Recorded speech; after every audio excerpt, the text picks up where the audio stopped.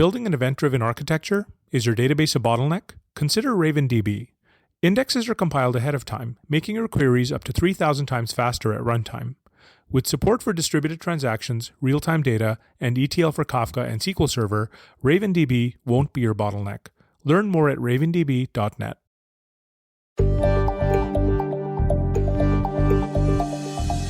Welcome to the Architects Podcast, where we discuss what it means to be an architect and how architects actually do their job.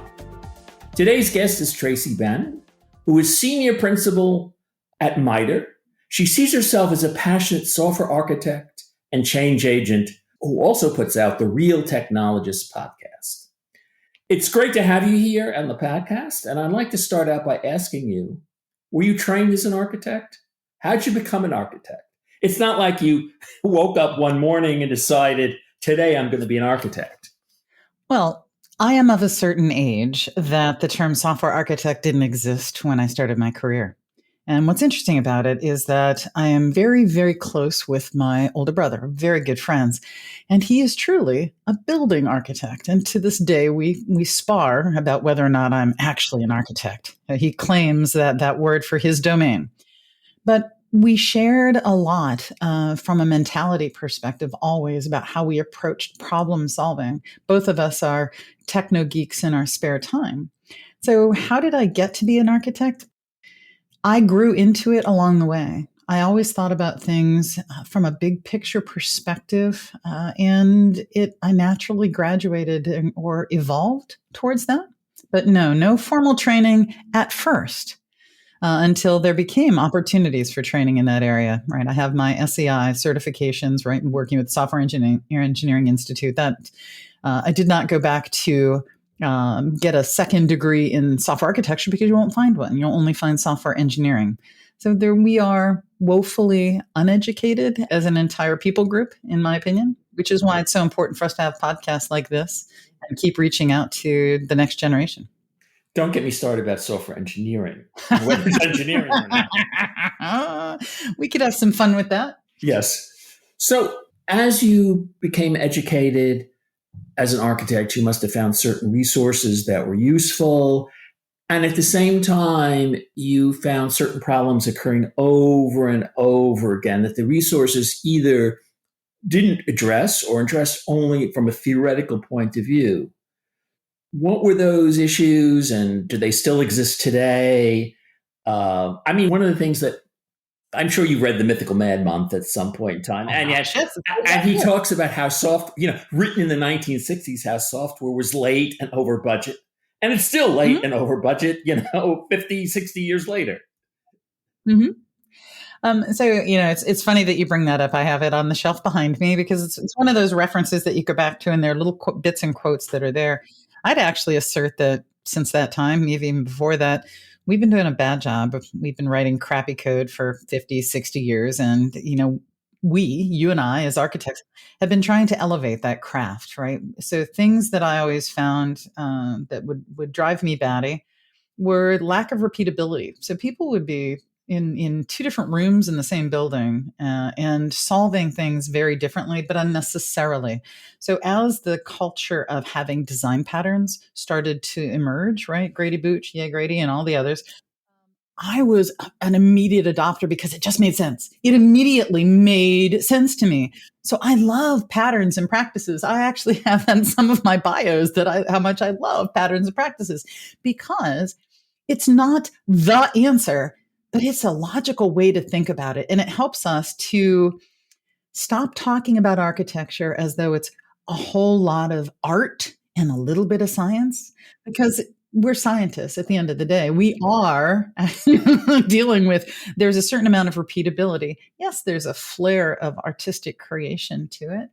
But yeah, that was the big thing. When those design patterns started to come out, I would work with teams to help them identify patterns that they had that might be unique, that weren't necessarily published on the broader stage within their domains. Yeah, it became super exciting time for me, super exciting. And yes, I am geeking out talking about design patterns. So, design patterns, if you are familiar with the Addison Wesley series on design patterns, They have domain-specific patterns, enterprise application patterns, integration patterns, continuous delivery and integration patterns. It's overwhelming at some point. And how do you get people to understand in this toolbox how to pick the right tool for the right? Because they're sort of two extremes. One is to be ignorant of the tools. But on the other hand, as the old saying is, if all you have is a hammer, or all you know is the hammer, all you see is the nail. I mean, it's like the people who ask, well, what's your favorite design pattern? Oh my gosh. Don't drive me crazy with that. No. So as somebody who grew up sewing and knowing how important, I had dozens and dozens of patterns. I learned to sew from my grandmother and my mother. And you would have many, many different patterns and different ways of doing things and different ways of making decisions. But there were some core concepts that were really relevant. So where I normally fall back to is starting with the basics so that people understand what a software quality attribute is, understanding what tactics are, understanding what trade-offs are, taking a step back. Unfortunately, a lot of our developers, we used to call them programmers, right, dive right into the coding in their brain. As soon as they listen to somebody describing a problem, they're off and hammering the boards. Like, whoa, you don't know if they want a marble floor or a wooden floor. Just whoa back and stop. So I take them back to the basics and I walk that with them. I mean, that's always the way to go. And I'll find people who naturally understand, and I'll find some who naturally don't. And I start to mentor a little bit more those who understand and naturally think at that broader. Not everybody is meant to be an architect, and that's okay.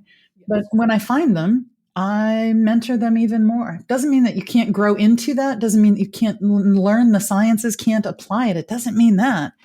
But there does seem to be a natural inclination.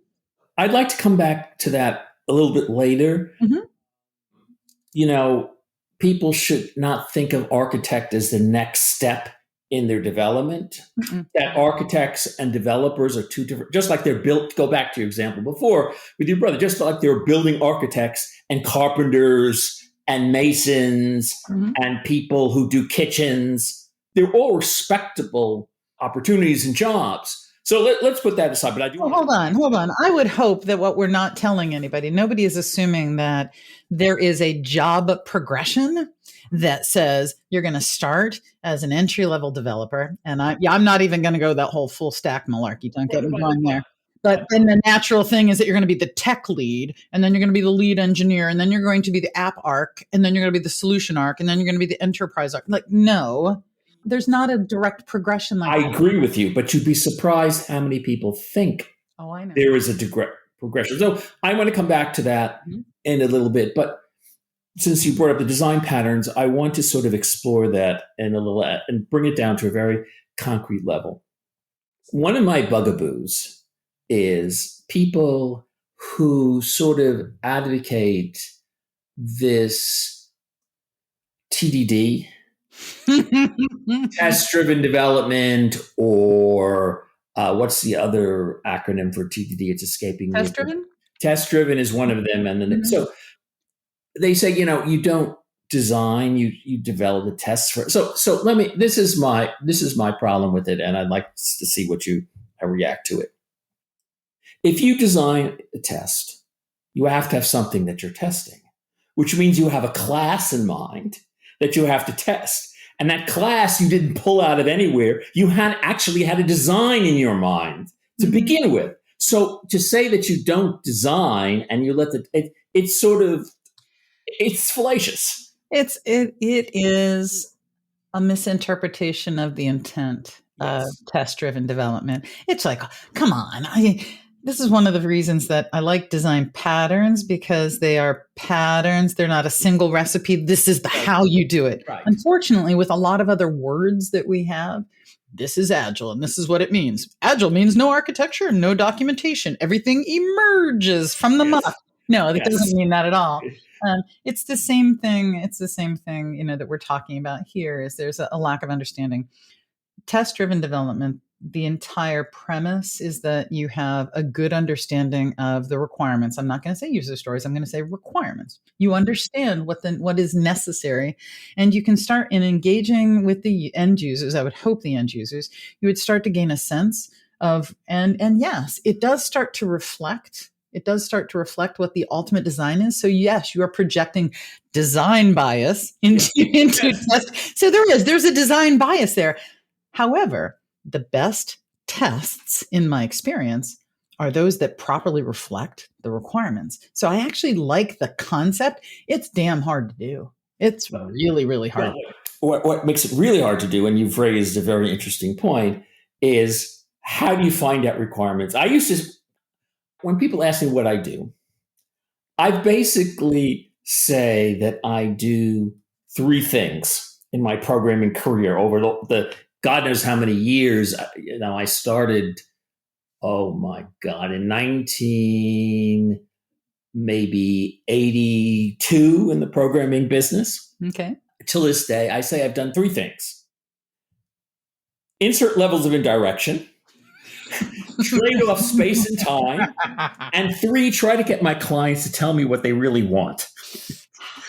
Because there's a great book by Weinberg and Gauss called Exploring Requirements Before Design. I don't know if you've read it or not. No, I haven't, but it's going on my list right now. I think that's the correct title.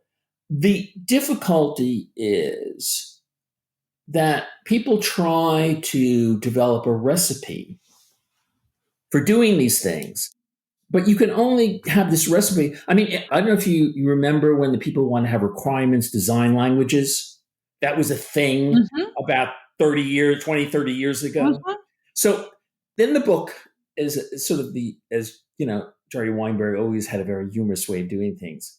He talked about, probably a fictional story he made up, an ad in the paper for the guaranteed cockroach killer.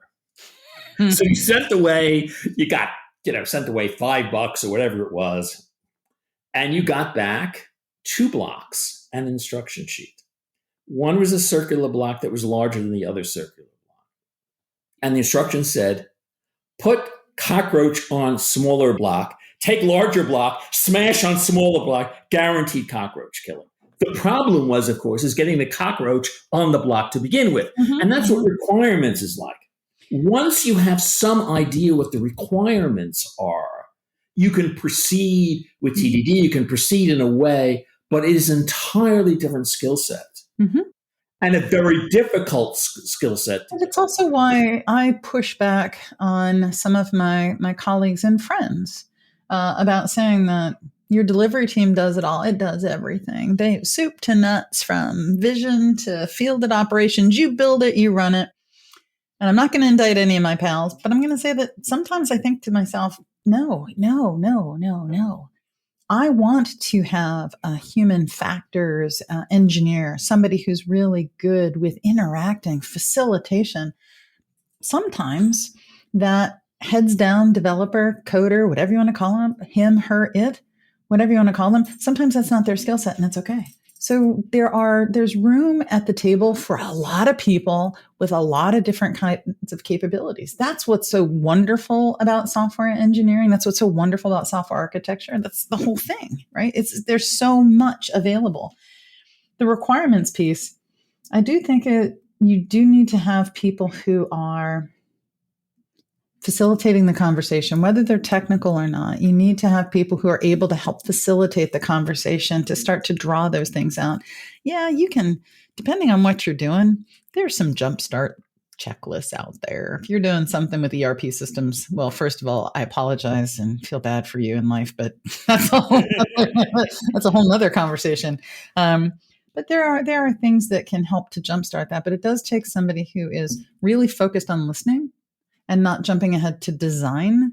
I also think going back to some of the basics, you do have to understand what the business, or mission, right? The business or the mission is.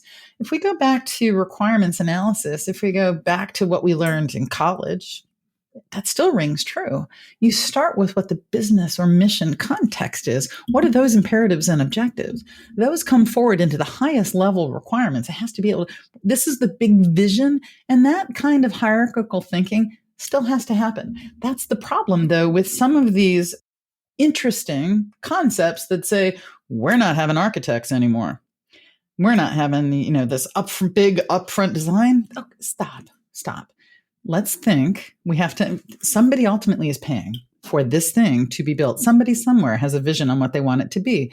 There are humans who will eventually be using it. It needs to meet those business or mission needs.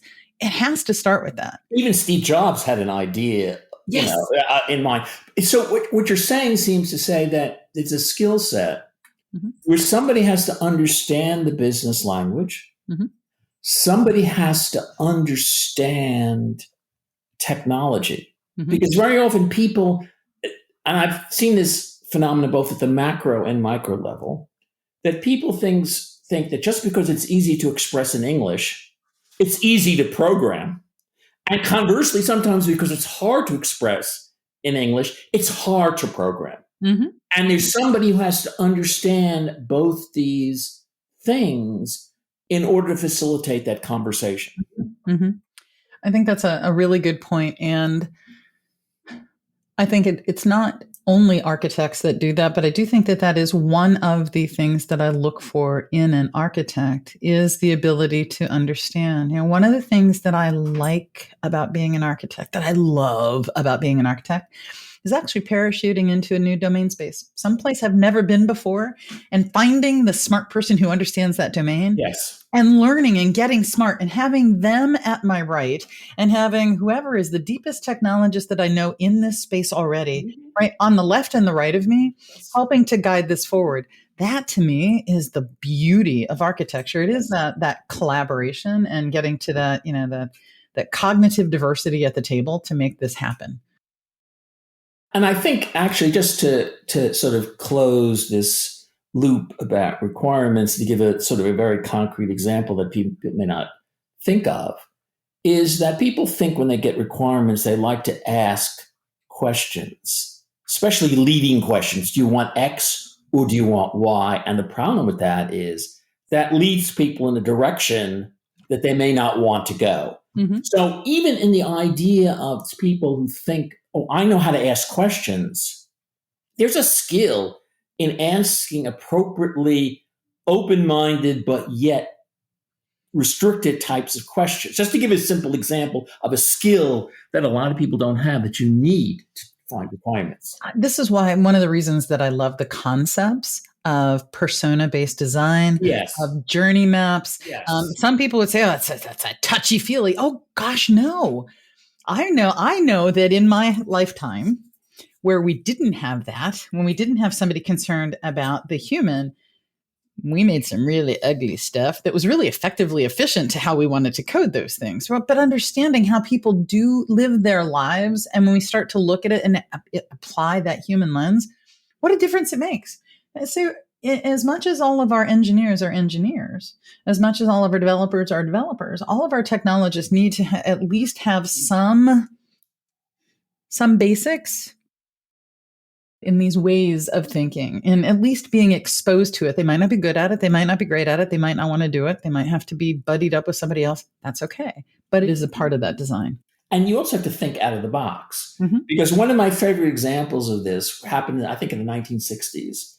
Scientific American, for those of who remember that magazine, had a problem that they had all kinds of subscriptions and mail coming in and requests, and they were overwhelmed. So they wanted to develop a software program to help them sort through all this. And then some genius thought of, you don't need a software program, just have separate post office boxes for each one of the requests. And you've solved your sorting problem. I suppose there's some truth to that. But then that would go back to how scalable does the design need to be? And well, in this case, it was scalable enough because in those days, the post office could scale. But that's actually a very interesting point that you bring up. about how scalable your design is. Right. Well, And what's more is just you don't always know what the scalability is going to be. I have something that I call the Wall Street Journal effect. Suppose you have a nice little chocolate shop, let's say in Switzerland, selling chocolates to a website. And then one day you get mentioned in the Wall Street Journal as having the best chocolate in the world. Well, all of a sudden, you thought you had this small little website, and now you just can't scale. This just happened this was just in the news that I believe it was Tesla had canceled an order for pies from this little bakery. And I don't remember what the name of the bakery was. It was like Charity Pies. It was something cute and wonderful. But it was for something like 3,000 of these personal pies. And so the woman didn't really complain, but she said, these guys, canceled the order. Well, two things happened. Exactly to your point. Mr. Musk or someone on his staff said, no, we will pay you for those. And the news of this got out, and so many people were touched by the idea that a small business was having a problem that now you can't get one of those. They can't scale to the demand. They're turning down orders because it wasn't supposed to get that big that fast. So yes, that's a really great example. Gosh, when I talk to folks about their design choices, when we're making design choices, not just theirs, but mine, you have to be thinking about the possibility of forecasting. And if you're making decisions, sometimes I make these decisions that we're going to take on this tech debt. We're doing it this way right now, and this is what it's going to cost us to change this in the future. Here's what we're going to have to go through, but this will work. This will meet all of our needs, and it will scale this far. And that's as far as we anticipate. That's what your business forecasts are forecasting. It's okay, but that comes back to trade-off, right? Well, it comes back to understanding and surfacing, not going in blindly. Correct. Yeah. What I like about what you're saying is, what bothers me is when people make implicit assumptions and don't make them explicit. Mm-hmm. So somebody can't come and say to you, well, you didn't think of this. No, we did think of it, but we understood at the time, this is all we could do. And I think that's an excellent point, because this is where people start to criticize the big upfront design and what have you. Some is just an exercise about thinking about possibilities. So I wish we could get rid of that. What do they call it? Big upfront design. There's some BDUF. Somebody has some acronym for it. I can't remember what it is. So no upfront design is experimentation. Yeah. No upfront design. So I had a debate. And I can't remember maybe it was with Thomas Sweet. It doesn't matter. The debate was about emergent versus evolutionary design. Right. And I constantly push back on this emergent concept because the majority of folks are not trying to discover something new. They're not in their discovery spike. Emergent architecture is beautiful when you are truly experimenting to see the art of the possible. Yes, I said art, the art of the possible. What are the capabilities? But when I'm turning and I'm looking to operationalize that, we're making some decisions up front, right? Right. What is part of architecture? Again, not to quote Grady Booch, but to quote the Grady Booch, or as my husband would say, the Boochy Boochy. Because I have quoted him a couple of times. The decisions that you make up front are the ones that and this is paraphrasing, the ones that are too expensive and you cannot change later. Right. That's okay. That doesn't mean that you just emergent let it happen. I've run into actual aggression with teams that are upset with me when I said, no, we need to make these decisions up front. No, we don't. Those are ours to make. This will emerge. Mm-hmm. No, that's not yours to make. And this is where it gets really dicey with today's software ecosystem. We don't talk about autonomy in the right way. Decision autonomy. Like, go back in our Wayback Machine. And yes, Sherman, where are we going? Yes, thank you for referencing that. So if we go in the Wayback Dr. Peabody, where are we going today? That's right. Oh my gosh, I just showed my age too. All of this makeup just to hide the age, and there you just let me have me out.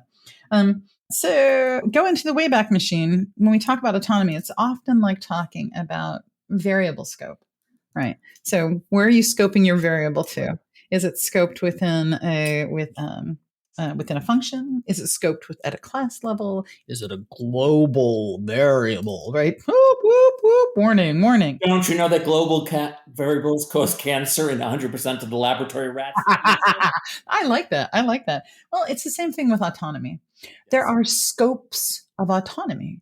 Every team doesn't get complete and total autonomy. And what we're not doing is we're not having that grown-up discussion about what autonomy do you get as a delivery team, and what are the rights and responsibilities, and where are the limitations to those design decisions. This is where people really get angry at those architects, especially if you use the term enterprise architect. Like, people will literally throw stones and tomatoes. They will puncture your car and key the door like your car wheels, because there's this false sense that with agility, we all get complete and total autonomy, and I get to decide what tools. I went to a software factory. We'll come back to that term. I went to a software factory and I found two teams that were within a stone's throw, literally peek up over the half-height cubies and you could see them.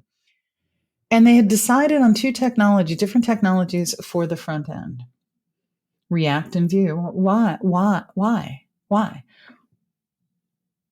Well, because each of our teams decided that that's what we wanted to work with. It made us more comfortable and confident.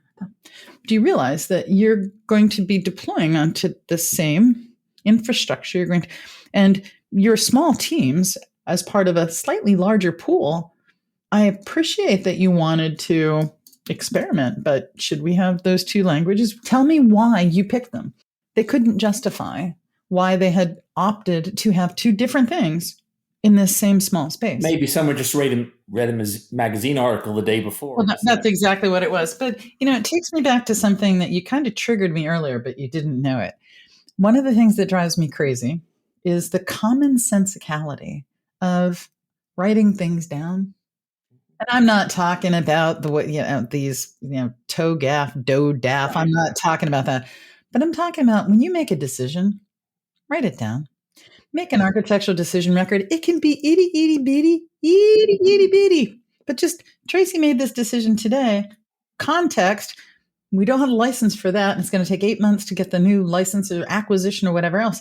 This is why that decision was made. Or sometimes the decision is made outside your sphere of influence. It came from 4-star mucky muck. And you have to. It may be stupid, but you got to do it. So write it down. You're also, I think, what you're also saying, tell me if I'm putting words in your mouth or not, but it seems that what's missing from a lot of people's understanding is risk and probability. Mm-hmm. So in other words, those decisions you have to make up front deal with the unknowns and the hype, trying to... If you think of software, you can think of, I think Barry Beam came up with this idea that you view software development as trying to minimize the risk of failure as you progress. And that's what you're trying to do. So what you do up front is the things that have the highest probability of derailing the project. And you have autonomy in the small probability things. Yeah, I think it's a really good way to put it. I've often described architecture to folks as risk mitigation. I'm always doing my day consists of trade-off. Yes. Every day, all the time.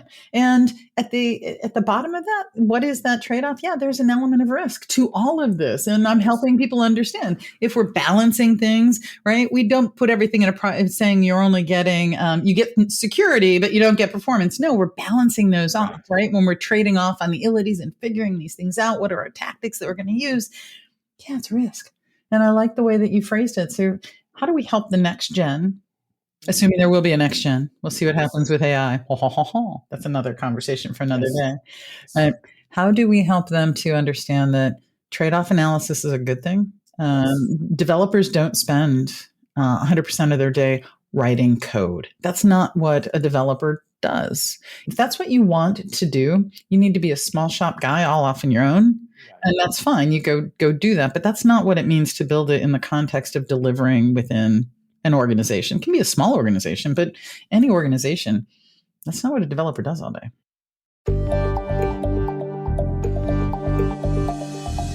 Hi, everyone. I wanted to tell you about QCon London 2024. Our International Software Development Conference takes place in the heart of London this April 8th to the 10th. Uncover senior practitioners' points of view on emerging trends and best practices across topics like AI software architectures, generative AI, platform engineering, and modern software security. Explore what they've learned, techniques they've discovered, and the pitfalls to avoid to validate your ideas and plans. I'll be there hosting a track on connecting systems with speakers talking about APIs, protocols, and observability. Learn more at qconlondon.com. We hope to see you there.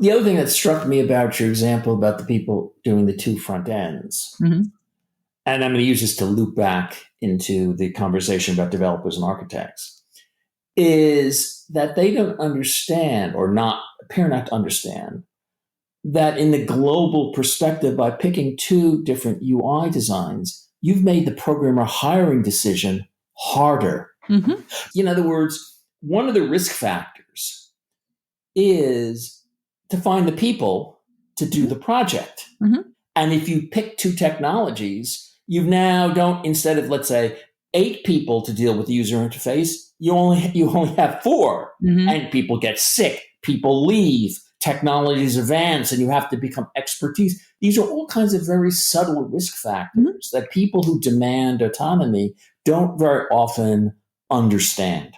Well, and so 2 pieces of that.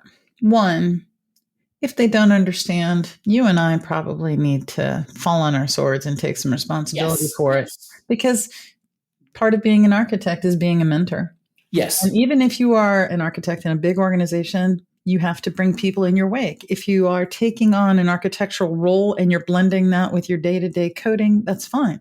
There's wonderful blends of these things. Right. But ultimately, you better be mentoring those around you and helping them to understand this. So I think there's a little bit of history has hit us as we heard agile, the cry for agile, emergent design.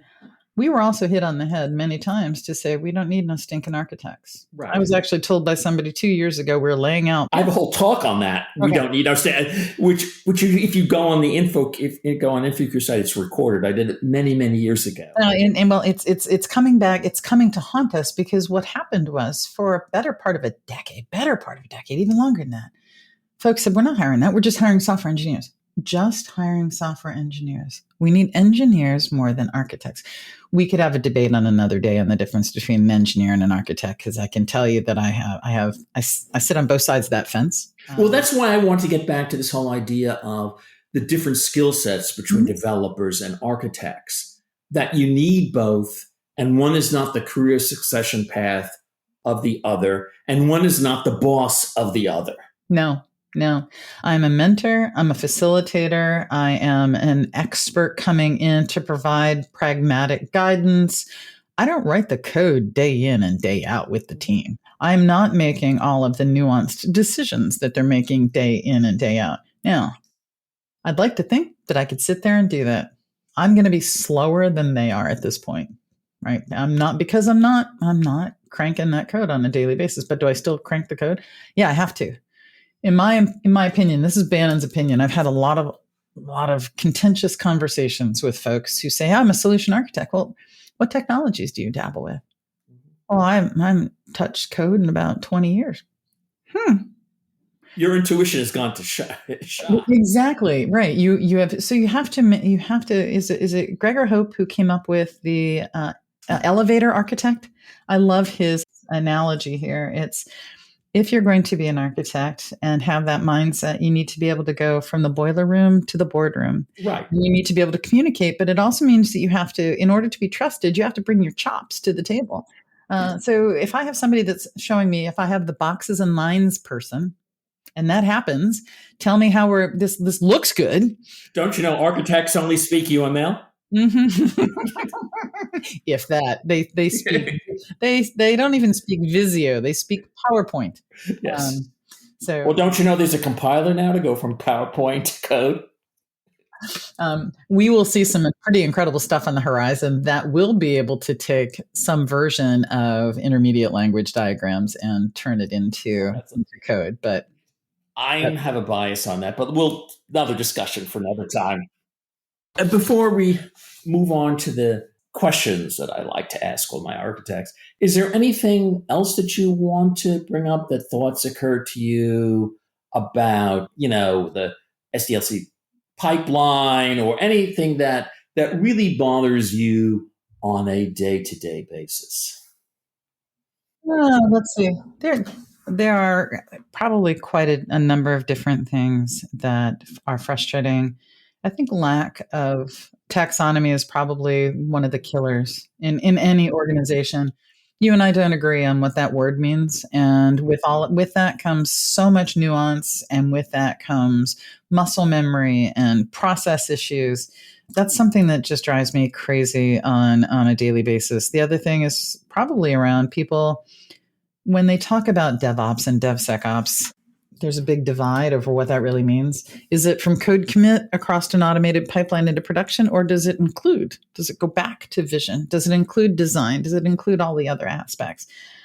I would say that if we're elevating our conversation, that DevOps is a set of principles that is under the big umbrella of digital engineering. And we need to start speaking at that broader level and understand the flow of value. So I am a real junkie when it comes to people talking about how processes don't work. Well, let's have a hour conversation. Let's map out how it's actually working.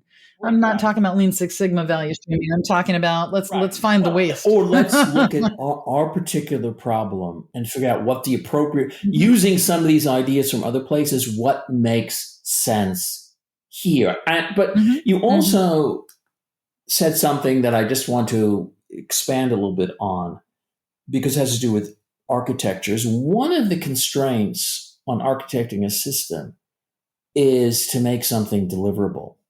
In other words, you want to think about, not even if you don't design what we used to call a big ball of mud. If you want to make incremental improvements, you have to think about how to partition the architecture in a way that it's incrementally improvable. And that, what made me think about this is when you talked about DevOps as a system of principles that you have to translate into, particular context and a particular situation. Oh, absolutely. I don't know how many groups I've gone into and they said, but yeah, we want to do DevOps. Okay, you want to do DevOps. And they have the proverbial monolith. Well, you can't put a steel girder through a wood chipper. So we have to talk about, what are you trying to accomplish from this? Oh, we want to go fast. Well, let's talk about that. Or do you need to improve quality? Well, okay, is it greenfield or is it brownfield? Or is it, like I like to say, olive, because it's I've got an existing system, but I'm trying to bolt on and integrate some new things. One of the things that I would have people take away is the need to constantly be considering how you can decouple or loosely couple things, because that aids in the longevity. If you think about even electronics and things that you bought in your house, the big integrated front of your dishwasher, I now have to replace the entire dishwasher when it used to be that I just had a more analog lever that worked because they've been too tightly coupled. But because you made the dishwasher example, but anyway, we just bought some new appliances, and anyway.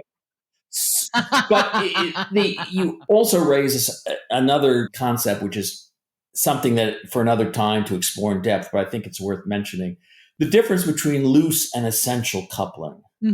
Because there is some essential coupling that you have to have an application, because otherwise you have no application. But how to determine what is essential coupling that you want to have and the inessential coupling that you want to avoid. And that is a skill in and of itself. Well, so let's say some things that'll really get people riled up. Okay. So containers are not the answer to everything. They might hang up. They might turn off this podcast at that point. Well, we're 40 minutes in, so it's too late. Okay, that's too late now. So containers are not the answer to everything. And there are times where coupling is essential. When we think about some of the decisions that we need to make from a trade-off perspective, if I'm not talking about a business system where I want to constantly be making changes, so I'm talking about a weapons system and I'm talking about embedded software. It's a whole different thing. Yes. So there's a whole nother, we could have an entire podcast just talking about archetypes. Yes. So, well, maybe sometime who knows in the future. And the other thing that struck me when you were speaking about skill sets and DevOps is the fact that the world looks different from the point of view of a human factors engineer and from the point of view of a back-end developer. Because the back-end developer says, oh, we have, let's say, the API. We've solved the problem. Who needs these damn humans? They only get in the way. And then the front-end people of an entirely different skill set says, this API doesn't correspond to the way how people actually work. And there's very often a big disconnect between those 2 points of view. Another entire session should be spent talking about front-end developers versus back-end developers versus the full stack. Yes. Now, if you come at me and tell me that you're full stack, I know exactly how old you are. Because back in my day, full stack meant you were actually worth your salt. It means you understood the technology within your ecosystem. But that's a conversation for another day. So. Okay, so we have a whole list of future. Oh my gosh! Podcasts. Well, you can take them. You can take them and bring other folks in and have wonderful conversations. Or maybe I'll have you and somebody else on the same podcast and watch the smoke come out of the computer console. There you go. So anyway, I've asked you a couple of questions about being an architect in general, and I now would like to get a little more personal. And ask you what I like to call the architect's questionnaire, which I like to ask everybody who appears on the podcast. What is your favorite part of being an architect? For me, it is absolutely that parachuting in that I talked about earlier. I love to parachute in, get situational awareness, and just try to figure things out. That really, I get really jazzed with that. What is your least favorite part of being an architect? Oh, gosh, being called into a dumpster fire when people are aggressive and knowing that I can help them if they settle down. Is there anything creative, spiritual, or emotional about architecture or being an architect? I studied building architecture as well in college. My father retired from being a school superintendent and bought an architecture firm. And my brother became an architect. And so it was the whole creation process for me. As much as people make fun of the analogy between building architecture and software architecture, there is a mix of form and function. There's a mix of that. And I just love that. My mother was an art teacher. My dad was, so I had the left brain and the right brain. So for me, architecture is very fulfilling because I get to be both creative and deep dive technical at the same time. I mean, sometimes you look at a piece of software and says, that's beautiful. It just feels right. Mm-hmm, mm-hmm. It's elegant, it's simple, it's sophisticated. Yes. So what turns you off about architecture or being an architect? Having served in an enterprise architecture role and having had all of this baggage thrown at me because of the ivory tower effects that can happen with enterprise architecture done poorly, that's what turns me off about architecture is when folks focus on review of other people's things as a gate, as a phase gate, and not getting involved upfront to help. If you're an enterprise architect, you need to be the urban planner and understanding everything that's going on. But you need to go out and talk to the guy who runs the subway and talk to the guy who's putting in the HVAC and talk to the guy who's running the electric power and talk to the folks who are programming, the way that the street lights change, not hang out in your room and have people come to you once every 6 or 9 months. So I think that would be the thing that turns me off about architecture is that there's a genre of architecture that is really dogmatic. It's Machiavellian, it's draconian. In fact, you when you were speaking, you reminded me of a book I once read. The title of the book was something, How a City Looks to a Thief. In other words, a thief looks for break-in points, entry points, weakness. It's a whole entirely different way of looking at a city than the point of view of somebody who's like, as you said, runs a subway or has. You're going to take me on a quick tangent. A quick tangent is that in order for our technologists, our developers, to do a better job writing secure software, we have to teach them how to be breakers. Yes, and we also have to teach you have to give a little bit of this. The security folks have to understand a little bit of the builder's mindset. So yeah, there's a little bit of crossover there. Do you have any favorite technologies that when you have the opportunity to use them, you really love it? Oh gosh, there's so many. But can I tell you my dirty little secret of something that I just found that is, people are going to laugh, but I'm going to admit it. On my personal phone, I have loaded the Chat GPT app, and it has and I'm going to tell you this because it's such a hoot. It has the ability that you can go speech only with it. So you're not typing anything in. When it answers you, it actually includes the ahs and the ums. It's not in the transcript. So that's my little kitschy favorite thing, is to ask it a question so I could hear it go, honest to goodness, try it out. I'm not joking you. But as far as other tech, oh gosh, I deal with so many different pieces and parts. I've been looking at CodeQL and how we can leverage that for more complex code reviews. That's been something that's been fun lately. I'm doing a lot right now with AI, but I don't want to turn this into the AI conversation. Well, personally, I hate it when people anthropomorphize technology, but that's my bugaboo. Well, the first time I thought it was maybe a glitch in the wireless. I thought maybe it was I'm like, wait a minute. Did that? No. So tried it a couple of times, and yeah, it's a thing. So what about architecture do you love? I love the puzzle.